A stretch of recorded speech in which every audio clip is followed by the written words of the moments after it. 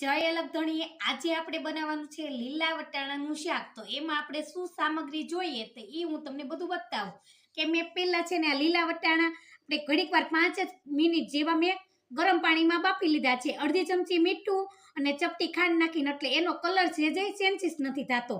અને આ કાંદાની પ્યુરી લઈ લીધી છે અને ટમેટાની પ્યુરી લઈ લીધી છે। આદુ લસણની પેસ્ટ લઈ લીધી છે અને સૂકા બધા મસાલા લઈ લીધા, કડી પત્તો ને એ બધાય।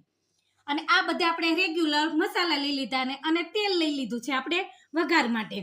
હવે આપણે ચાલુ કરી દેવી વઘાર। આ મેં મેકી દીધું ગરમ। હવે નાખી દેવી આપણે અડધી ચમચી હિંગ અને સૂકા બધા મસાલા અને તે પછી આપણે આદુ લસણની પેસ્ટ નાખી દેવી અને સારી રીતે જરીક વાર આપણે ફ્રાય થવા દેવી આદુ લસણની પેસ્ટ ને। આને થોડીક વાર આપણે કૂક થવા દેવાની છે। મીઠું નાખી દેવી, હળદર નાખી દેવી અડધી ચમચી અને હવે સારી રીતે આપણે ફ્રાય। હવે આપણે ચપટી જેવી ખાંડ નાખી દેવી કે ટમેટા આપણે ખાટા મીઠા હોય તમારે જો નાખવું હોય તો નાખવાની, અકર ટમેટાની ગ્રેવી નાખી દેવી કાંદા સાથે અને સારી રીતે આપણે મિક્સ કરી દેવી।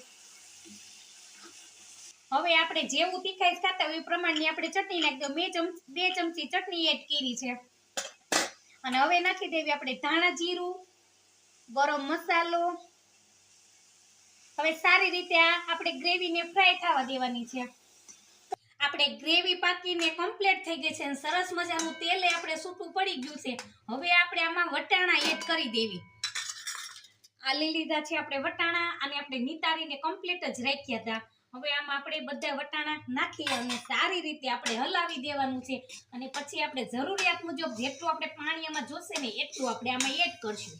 પહેલા થોડીક વાર છે ને ગ્રેવી સાથે વટાણા પાકવા દેવાના, એટલે આમાં છે ને ગ્રેવીની વટી ગ્રેવી કરી હતી ને એમાં જ આપણે પાણી લઈ લીધું છે, એટલે આમાં આપણે શાકમાં બહુ સ્વાદ સારો આવે એટલે આટલું આપણે પાણી એડ કર્યું છે અને હવે પાણી થોડીક વાર કૂક થવા દેવાનું છે એટલે આપણું શાક બનીને થઈ જશે રેડી।